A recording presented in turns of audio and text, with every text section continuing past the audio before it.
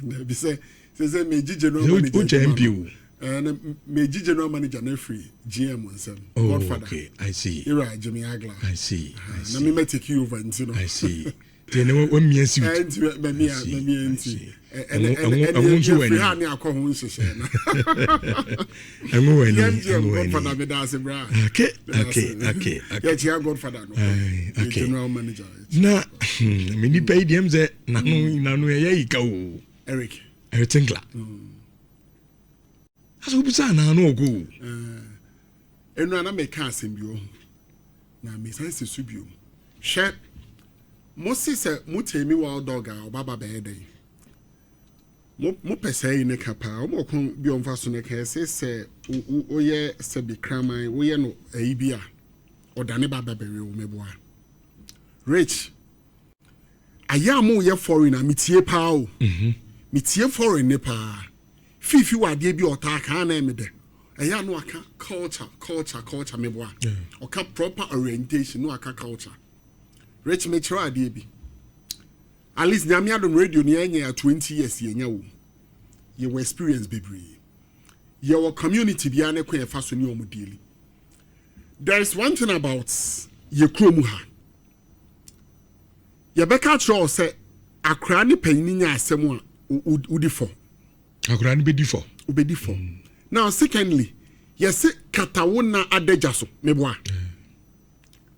Se obi amanone na yensi yentuma bifi emfa hata bonten nyame nsraw na wiase ni na hu sese bi wonu hu bro nyame nsraw he se obi amanone o na otie show and show ade ba ko amepe no me appreciate yen viewers ni so much almost eka ho na ba bia ye dey show ko no ye dey ko into da bia no ye ready so be appreciate the sentient views bro obi o amanone no o the stadium crowd for no more than blue church and come baha no musuni omo buy different said the omo come onsem said the omo yom bibia understandable ti obi wa manone na everything like asase ya no e Kotoko fan kra na mini problem metena se based on the one who ho said the omo yom ne ma no enti onim se bibia no o se e kan said the city but rich oba yen pattern no mo yen kan sem rosa e to da wunim the truth Unse enra so obeke am starting no. Me se de Eric Tinkler eka bia nya se enye no kre. But okay se me ka say. Okay, Jude, sane be ya obu afa na watuni. Yes, okay. Ode afide na to ya no. Okay. Meaning send the first question obu say dey asem na mo. Eric Tinkler dey asem biem no asa akoka. Anope ye kan wasemi. Enra. In fact, opening this year in Central 4 was being organized by Asantokro Football Club na Ankasa. And Oma papa no kushia Central 4. Among busubusa no questions kakra. Na ninsem na wo yi questions ni bia no na obi kobusa na about the pitch in sensem. Yes. Ombusa no na mpacho said the no ameka na sembu obi ka.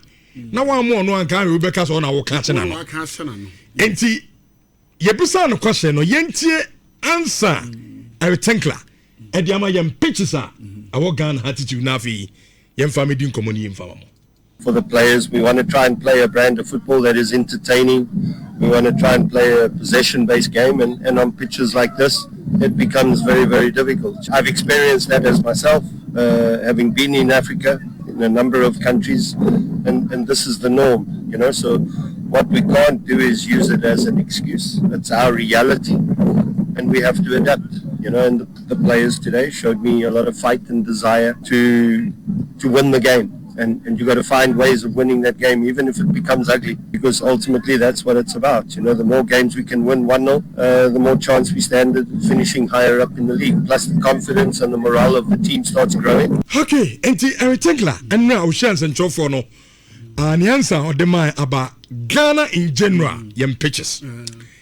So what you open now or say, what African countries be and come here as answer a yadibia ya jatum. So Africa the abani infrastructure which is pitches na hona players no kojina so bobo no as ya jatum so e ye de e wo bia is okay nti yamfa mo ne sa o se enye no obeka no kre o so oba Ghana na ade ba kwa hunu se pitches are players gina so si account no enye no say oye coaches na opebo a efe we je ball no ato de kwa na we ato de aba ha but the Ghanaian pitch and as a Ghana yam pitches na ebo so ball no e ma ni ntimi mo ball no opeso obo no enti ama Kotoko ball no mo ball no enye fe as a ugly so ball no as a we nya boom because ball ni ntimi top pitch no so na ball na nko person ni players ne ball no o ma timi abo ne sa enti o say yes ogitum so African countries most of them na no kwa pitches are so kind enye but enu so nche say be yintum because no as a coach in the philosophy and say support bia all free ni fie aba stadium aba show the Kotoko team ese na ni team no ho ball no mo ball no pepa na afi yemfa enko yenim Jude memra ho na afi yemintio okay Rich me that say me head time ni because enemy on yema ni miensa biye yebeka yebe drop exclusive na yeka ho asem and a house nso say one communicate no mo dia FIFA krata no aha say so mo atua eka no Rich eba issue ye ya eda ho dia anka personally mini problem utie personally mini problem I think like I identify a particular problem I work Ghana generally and I all can want them idea bet me aye impediment ediama the ono person or yedema club no mini problem with that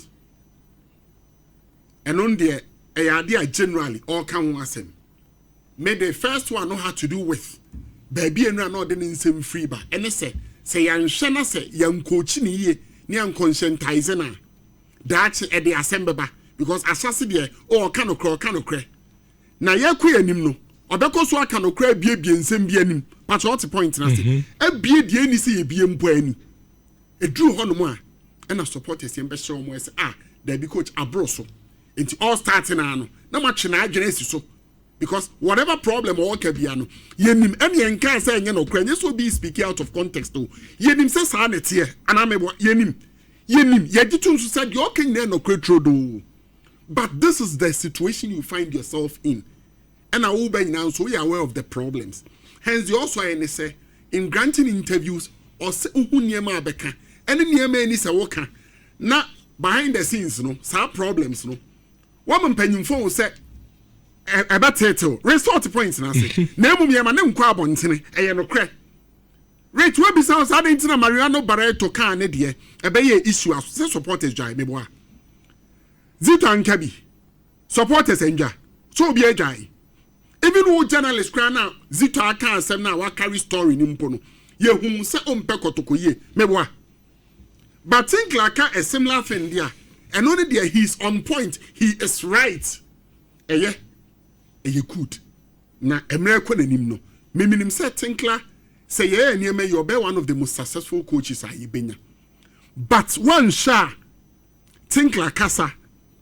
Ebeme ebia onche obi anya agenda ntia no enura na I had every right to say ankame tina Tinkler nsem so afaya Kotoko board enye sa na o sankame ye ene Kotoko mpanyim for so dey Tinkler yi nsem na to but say be common sense e ka kire me say no at least ye nim sem mpanyim for any abraces have problems no on be hwe no more resolve entime nsan form nko tight corner entime ye esre coach ne say on said you be can nsem but the issue of pages e no kre Rich Milu nyina yenim. Enye sa na tie. Your problem with the pages. But Rich me try there. Even Europe, aye kan kra no. Enye omo pages na papa. Sometimes Milu nyina yetimi hwe even Serie A. Eto da utimi hwe. O se an Europa League. Utimi hwe pages bi no abisa o se na we na me say Ghana ni Africa e de enye. Rich unhu bi da. Yen kan no kra. Ye hu bia. This is what you do. Uti. Obetimi explain Eric. Sani amani nyina wo hoba ya fu adwuma. So yours is to deliver. Devise a strategy.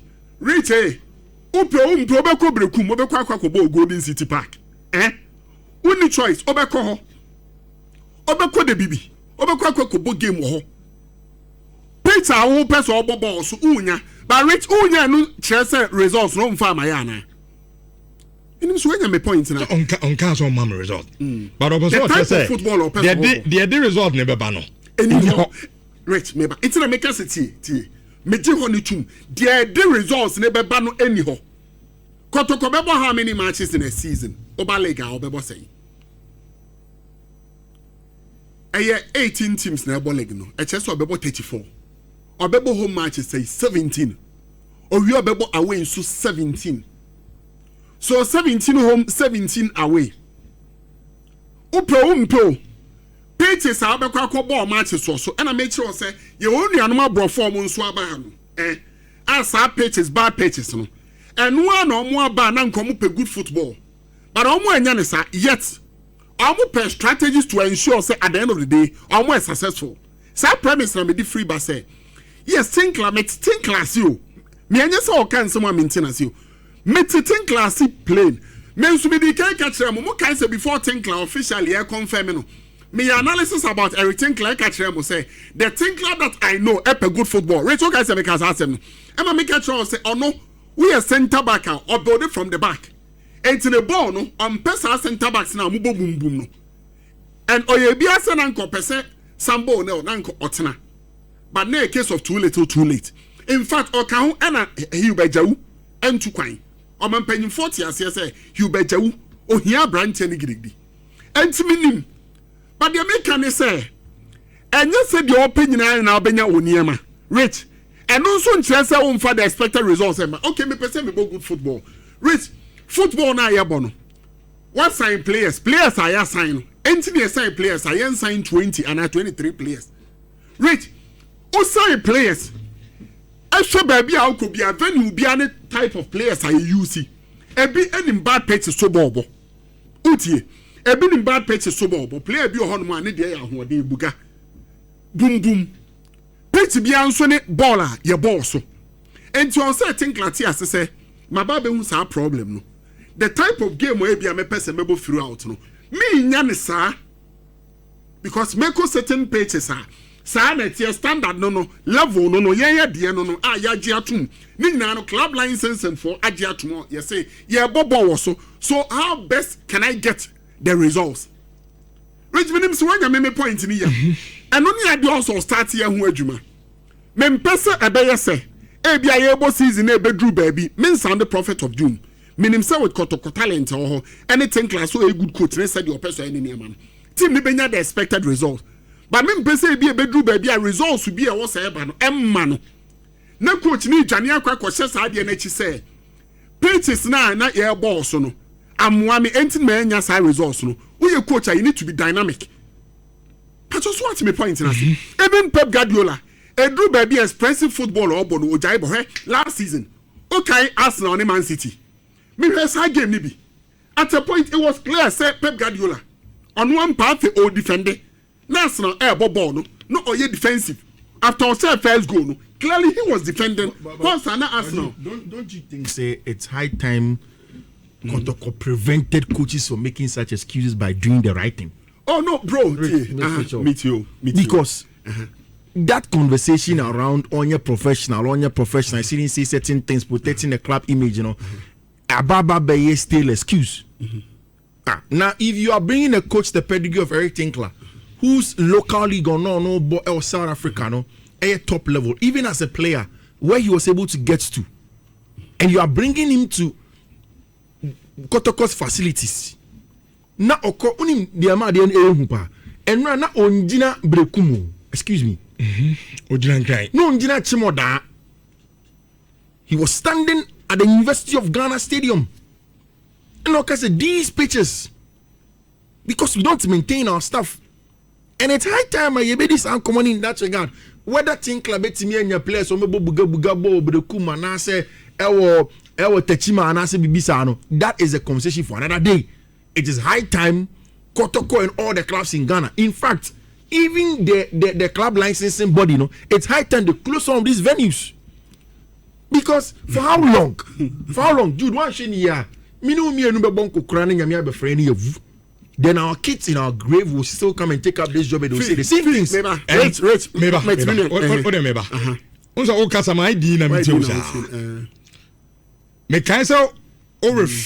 to Mariano Barreto. The statement of Barreto, yes.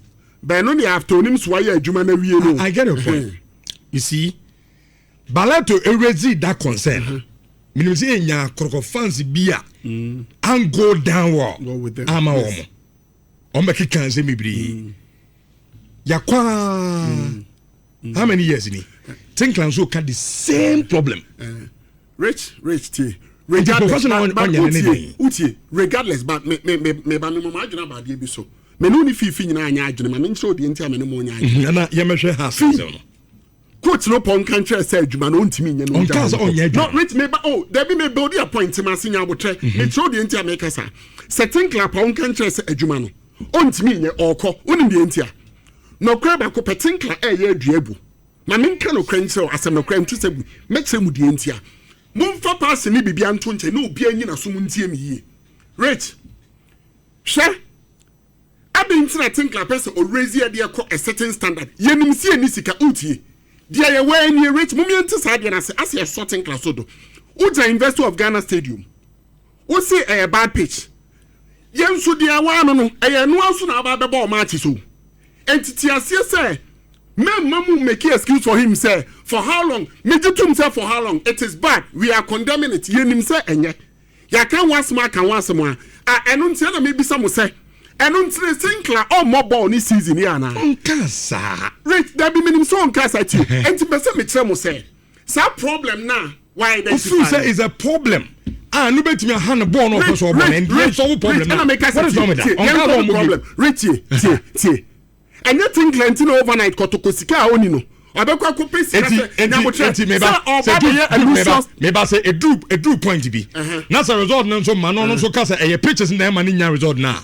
Ozo ba kasa yem pamana. Rich meba ontimi kasa asem nche me judo so. Abi ntino ontimi kasa. Ma me ntro de ntia me ntie. Sa wo pro say ajetum say de wan into on fanya adwuma de abi ntino ontimi kasa. Meba ontimi nka ma me ntro de ntro ontimi nka. Ne ti asem ni. Me de ntia tinkle ntimi ni ndi sa nkomo ni ni. Oba be fa adwuma no, oba be dru Ghana no. Ubedru Ghana no. When the state of our pitches. So anyama mienu. Either say okay, I'm sorry. Me can say Kotoko me no be adwuma. But based on what I've seen, me sorry. Me come baby. Wait what the me try say. I am sorry. It cannot work like that. And now say adwuma no, keep quiet, shut up and work. I don't know me so nyama so sad. I respect this coach. Me petin class. Baby am so no na. Papa ni nyina baby anka say sake of yem pages ne enye ntino onya adwuma no. Or the kid ya no. Eno so nkyere say. Eno so nkyere say. Se bibi nko yem han nka ho. Oh, return me kaseti. Ana mo nso na mo ntema. Kevin Ben no ya to. Me city. Think like every right. They all can me me agene no kre. Ye in the state of our pages. Ana make say. But my impression say based on ball or person or bono. Any pages na okroma se the city no.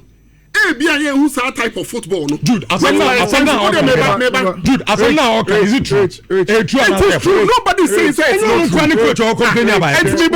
Jude, I'm surprised though. Jude, Tinkler has not said that he will not be able to do the Kotoko job based on the pitch.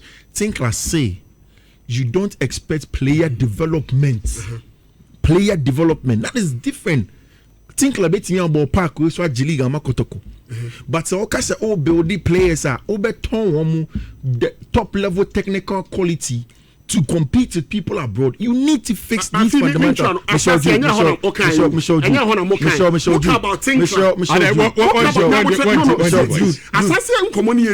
About Tinkler, says how they no bet me affect results. Then about player development. No, unless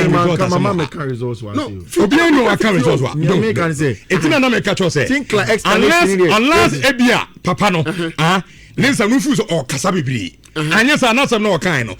Also, player development. Obia Oba Park and so Baba Shabo Nibiana. Also, Baba Shabo and Richard. Nobody saying say it is wrong. The all can on your wrong go. Yes, or see in your quality pages, good pages. Now, Abuayan players, I agree. But Uti, maybe person may say, some pages were in so. And also the players, Abo. From Titiadi Abo Blasters, Namaya Baby, and yet nobody saying say it's you. So we'll work on that. But and overnight idea that brain. Maybe Utihano. Barato interview. Barato. So I interview now. Because I refrain. Obey no studio already saying. That is 6 years ago. Rich. 6 years ago. And They didn't fix a problem. What's the debut? Fix a problem. Nyabotre. Okay problem. Yeah. Okay problem. Sikakura mo di betu mu players kakra ukroma. And fa coach no. Rich. So if you so on your ready.